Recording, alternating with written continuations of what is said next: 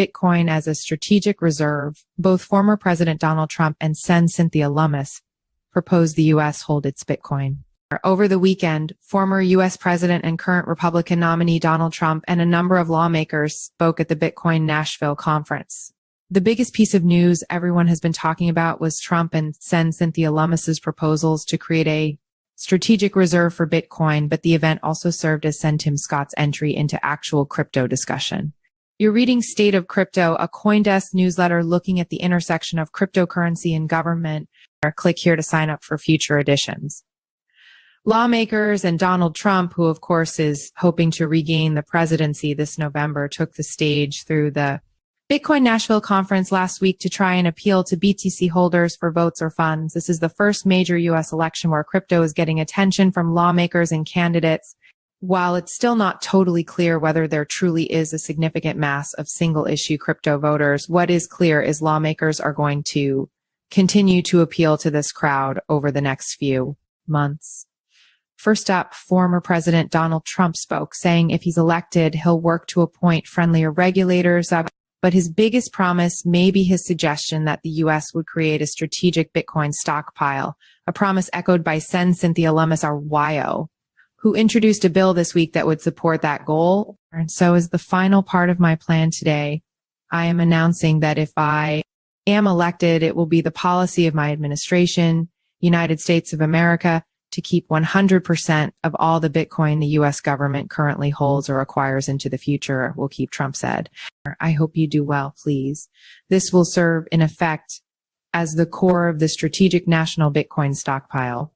The former president also acknowledged that most of the Bitcoin currently held by the United States government was obtained through law enforcement action. You know that they took it from you. Let's take that guy's life. Let's take his family, his house, his Bitcoin. We'll turn it into Bitcoin. It's been taken away from you because that's where we're going now. That's where this country is going to, fascist regime.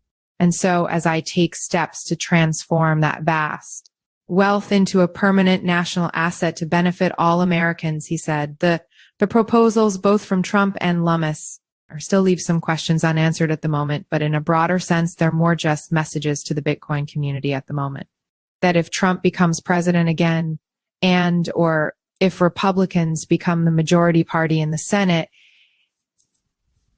he'll be friendlier toward the industry than in his first term. Trump also shouted out Vivek Ramaswamy, who briefly also vied for the Republican ticket. I've heard from Vivek, 175 million people in some form are involved with this world of crypto and Bitcoin, and all of the others, 175 million, he said. So when they heard that, they said, let's be nice to them, at least until after the election. You can read a partial transcript of Trump's remarks here. As my colleague Jesse Hamilton reported, this event also served as Sen Tim Scott's RSC first substantial introduction to the crypto community.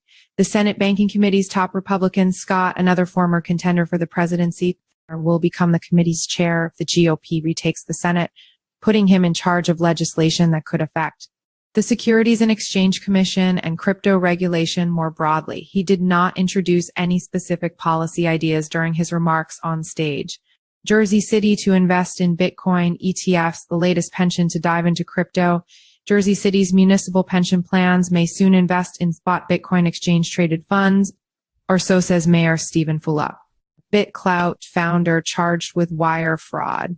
Civil securities charge Nader Al-Naji, the founder of BitClout, later Dezo, was arrested on a wire fraud charge and also faces an SEC suit after allegedly taking customer funds for personal expenses. WazirX company founder Nishal Shetty says, all options are on the table for fund recovery. WazirX lost $230 million, about 45% of its customer assets, to a hack earlier this month. Co-founder Nishal Shetty spoke to CoinDesk's Amatosh, saying about how the exchange is approaching its next steps, basically hoping another company may help it financially, and about a controversial plan to socialize losses. This week, this is a pretty quiet week. In the U.S., the House is in recess and the Senate is wrapping up. New York Magazine, NY Mag's John Herman, wrote about the continued walling off of the internet as large language model companies try to scrape greater and greater amounts of data for their products. If you've got thoughts or questions on what I should discuss next week or any other feedback you'd like to share, feel free to email me at netcoindesk.com or find me on Twitter, Nikalishta. You can also join the group conversation on Telegram. See y'all next week.